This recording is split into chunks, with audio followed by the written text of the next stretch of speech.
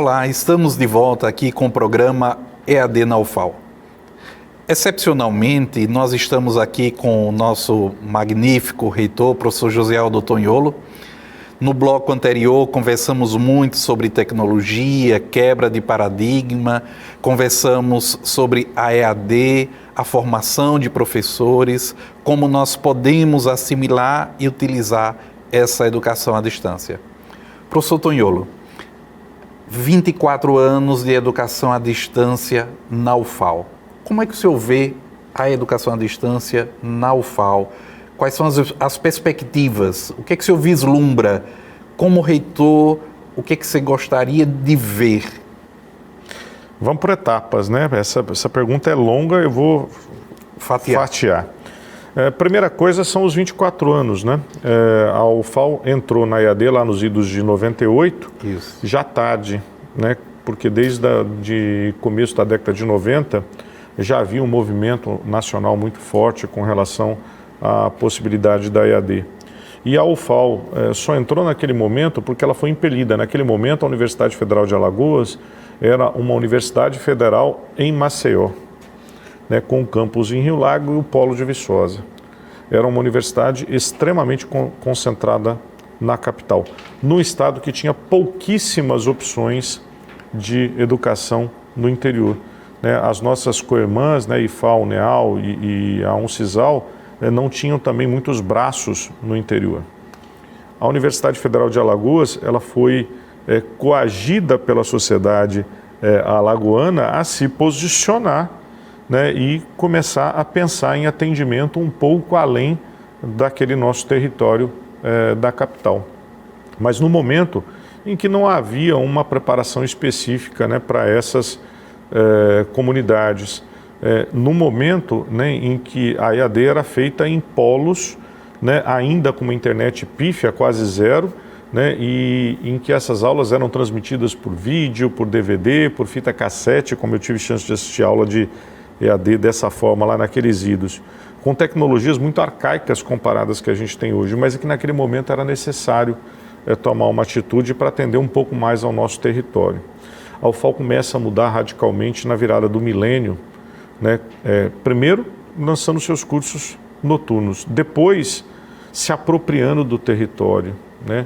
Um estado com 102 municípios, que passa a ter a partir de 2006 polos da universidade, né? Ou campos da universidade em 8 municípios, e hoje chega a ter 16 municípios com polos EAD. Então há uma evolução nesses históricos, né? São 24 anos de construção, mas que tiveram, aí vem a segunda parte da fatia, altos e baixos. Percalços. Muitos. No momento em que a EAD era completamente desconhecida da nossa universidade do estado, em que os municípios não estavam preparados para receber a EAD, em que os nossos docentes, as nossas unidades acadêmicas, na época ainda nas 6 unidades acadêmicas, né, que a universidade tinha, né, não estavam preparados para se apropriar desses territórios pela EAD. Né, não tinham essa noção de como transpor essas atividades que eram feitas no presencial para esse novo formato. Em alguns momentos a gente, no afã, tentou fazer, e eu usaria a expressão, né, por vezes a gente deu com os burros na água, né, porque em alguns casos as águas levaram simplesmente os nossos polos, como aconteceu nos idos de 2004 e 2010, por exemplo, o polo da Laje, que não sobrou nem foi por água abaixo, literalmente, né, a enchente levou. E a gente passou por um momento muito fértil na EAD, nos momentos em que nós expandíamos fisicamente a universidade, e isso era um suporte para a expansão também da EAD. E a Universidade Federal de Alagoas chegou a ter um contingente aí de quase 6 mil estudantes, né, na educação à distância. 2014, 2015. Nessa faixa de 12 até 14, 15, até 16, né, ainda tinha um bocado. Mas isso estava em consonância também com uma política de atendimento territorial, né, de um governo anterior. A partir do momento em que a gente tem uma mudança de governo federal, mudam as políticas de atendimento, né? A EAD foi esvaziada de uma forma geral em nível nacional. E eu tenho que fazer uma correlação com o momento atual que a gente está vivendo, né? A Universidade Federal de Alagoas acabou de lançar o edital, a chamada para a seleção dos cursos de EAD que começaram agora, que são oriundos de um edital de 2018, que foi o último edital geral. Um lapso grande a nível federal na oferta de cursos pela UAB. Na verdade, houve, eu diria que houve uma tentativa de assassinato da EAD nesse período, né? Estranhamente, exatamente nesse período em que o governo se omitiu, o poder público se omitiu com relação à importância de atender esses novos territórios, né, até então inexplorados para a educação, enquanto o governo, levando a educação, né, de qualidade, não, mesmo no ensino EAD, mas com a garantia da qualidade, com o selo de uma universidade federal, de um instituto federal, o governo se omitiu, houve uma apropriação desses territórios por alguma coisa que se chamava EAD de qualidade extremamente duvidosa, né, em que tinha um custo de bacia de aluno, né, que era extremamente duvidoso, né, com uma qualidade que não se media. E isso perverteu um bocado o pacote da EAD. Então, nesse histórico da EAD, a gente teve dificuldades iniciais, teve uma fase de aprendizado, teve uma fase de amadurecimento e estruturação institucional, um momento de ouro da própria CIED, da UFAL, em que nós conseguimos, inclusive, contratar professores com vagas para dedicação em EAD, e logo na sequência nós somos prejudicados por uma política nacional que tenta pejorar. Hoje a gente começa a respirar, parece que há uma tendência aí de recomposição, de resgate, né? E a gente já vê nos últimos editais aí que começam a estimular não só cursos de graduação, mas também os de especialização com um pouco mais de intensidade de EAD, e por vezes estimulando um novo modelo que está chegando aí, que é o modelo híbrido também, né? Que é um semi-presencial com um bocado de componente de EAD, que pedem uma grade curricular, que pedem um projeto pedagógico muito especial para atender a essa natureza, e que a UFAL começa a responder, por exemplo, agora lá no Sertão, em Delmiro Gouveia, né, quando nós fazemos a formação de quase 180 professores, aqueles que ensinam os nossos filhos, né, os professores dos municípios, que são hoje atendidos nesse novo modelo, né, pelos 3 cursos de licenciatura que nós implantamos agora lá em Delmiro Gouveia. Então, tem altos e baixos, né, tem aprendizados, tem momentos interessantes, momentos de tristeza, mas eu começo a sentir agora um ressurgimento. Parece-me que também nesse momento nós estamos aprendendo a não depender exclusivamente da UAB ou desses recursos federais, mas encontrando outras alternativas, outros parceiros de financiamento. Se por um lado, para a CAPES, hoje nós somos um ponto estratégico, eu escutava isso de um dos diretores da CAPES, a Universidade Federal de Alagoas é estratégica para a EAD da CAPES, nós conseguimos também outros caminhos que não dependem só de um financiamento externo, que está tão volátil, que está tão fragilizado na política atual. Eu seria muito crítico com o modelo da UAB de lá do começo e que reinou no começo do milênio. Acho que o modelo de educação à distância não pode se resumir ao oligopólio da UAB, né? E nem podemos ficar reféns de coisas esdrúxulas que se fazem passar por EAD, né, de algumas instituições inescrupulosas aí. A gente tem que tomar muito cuidado, Fernando, com essa situação, porque existem demandas, né, que são supridas por um programa como o OAB, que é um programa nacional de referência, mas existem peculiaridades que a OAB não consegue enxergar nos territórios e que a gente tem que trazer um atendimento específico, e a solução tem que ser local. Seja patrocinada pelo governo federal, ou com recursos próprios, ou com captação própria. Existem situações em que só aquelas comunidades, junto com as universidades que estão ao seu lado, vão conseguir enxergar a demanda e tem que ter um atendimento especial. Esse caso do Sertão, por exemplo, foi uma demanda muito específica, né? Poucos casos acontecem no Brasil dessa forma, nós tivemos essa demanda e ela está sendo atendida. Nós temos muita demanda de prefeituras, não para a formação de professores. Prefeituras do estado de Alagoas hoje nos cobram junto ao Tribunal de Contas. Tive reunião no Tribunal de Contas agora recentemente, o presidente do Tribunal de Contas nos cobrando um posicionamento com relação à formação de gestores públicos em todo o estado de Alagoas, né, para garantir que os gestores públicos tenham um bom desenvolvimento das suas ações.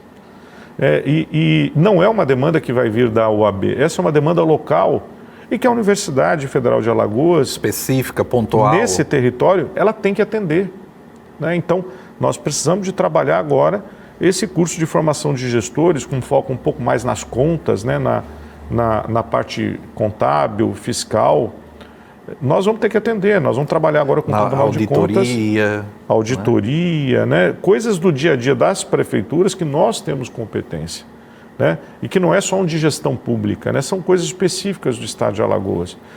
A mesma coisa a gente teria que trabalhar aí na área de saúde, né? A gente tem alguns setores da saúde que são mais importantes para o estado de Alagoas que outros estados do Sul Maravilha, né? Então nós precisamos de nos moldar a dar esse atendimento especial.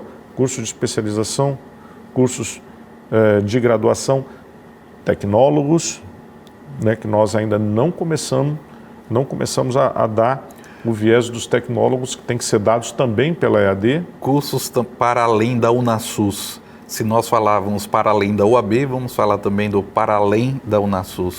A UNASUS é outro programa fantástico, né, que traz muito impacto, mas que forma de acordo com a política nacional e com demandas nacionais, ouvindo muito pouco as demandas locais. Isso. Até porque são cursos mais ou menos pasteurizados, né? Mas que funcionam com muita qualidade, com garantias de resultados, mas que não atendem a todas as peculiaridades regionais.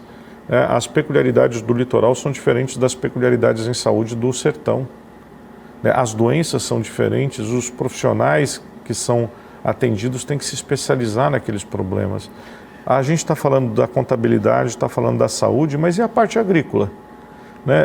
Um curso de tecnólogo agrícola ou de agroindustrial, ele tem que ter as características de uma determinada região em que talvez a gente não consiga colocar um curso presencial lá. Seria possível trazer uma solução inovadora, semipresencial ou integralmente EAD? Eu acho que é possível. Professor Tonholo, estamos quase terminando esse segundo bloco.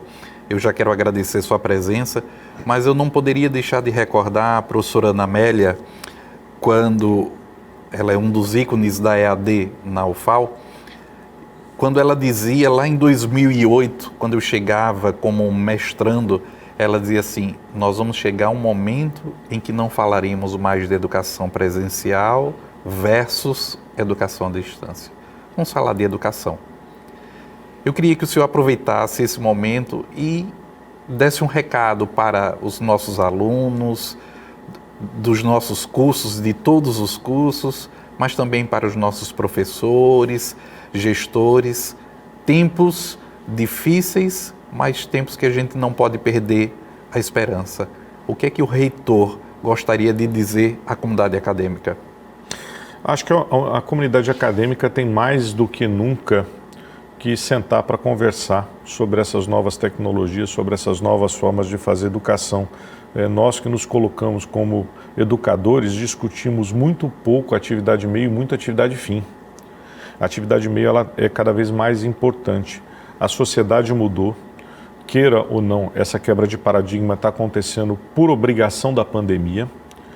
E a gente vai ter uma nova realidade daqui para frente. Eu não gosto de chamar de novo normal não, mas tem alguma coisa muito diferente acontecendo e nós vamos ter que nos enquadrar nessa nova realidade, com soluções educacionais também.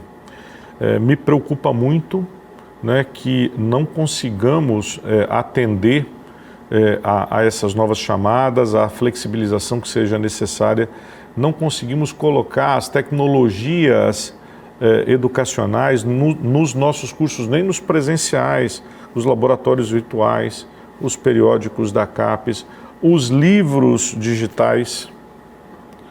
Nós precisamos ter essa conversa bem aberta, né? O percentual de atividades não presenciais que a gente vai ter no curso presencial é uma coisa que nem devia se discutir. A gente deveria estar discutindo a melhor forma de atingir o ensino de qualidade dentro do presencial e dentro do não presencial, não discutir percentuais, mas discutir efetividade daquela qualificação, daquela capacitação.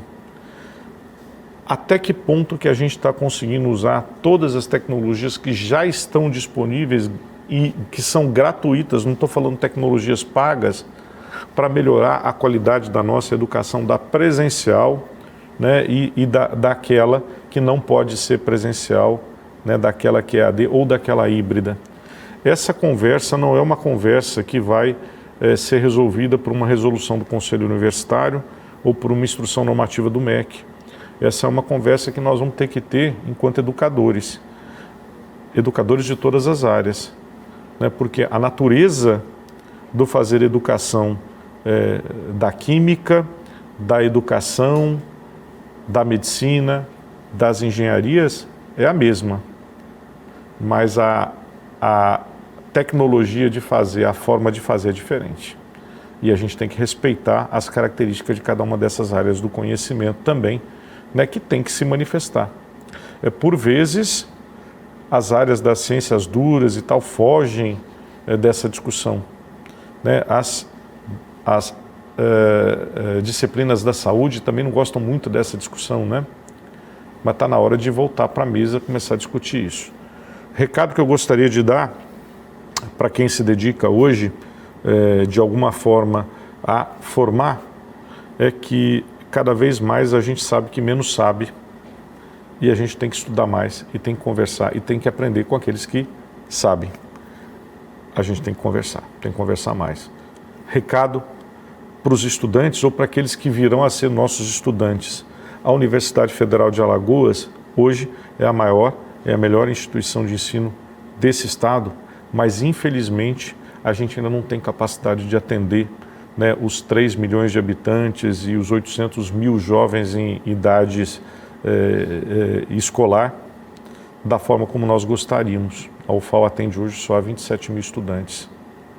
A UFAL tem que se esforçar para chegar a cada um desses estudantes que precisam de educação de qualidade, seja na forma presencial, seja na educação à distância com qualidade, seja no modelo híbrido que é tão necessário. Nós devemos isso ao Estado de Alagoas e a gente vai trabalhar para que essa educação chegue em todos os rincões do nosso Estado. Professor Tonholo, muito obrigado por estar aqui conosco nesses 2 programas, por se colocar aqui nesse diálogo, nessa conversa. A gente fez um grande panorama sobre educação. Muito obrigado também pela sua confiança em todos nós que fazemos parte da Coordenadoria Institucional de Educação à Distância. Muito obrigado. Nós ficamos aqui com o programa EAD na UFAL. Muito obrigado por acompanhar cada um dos nossos programas.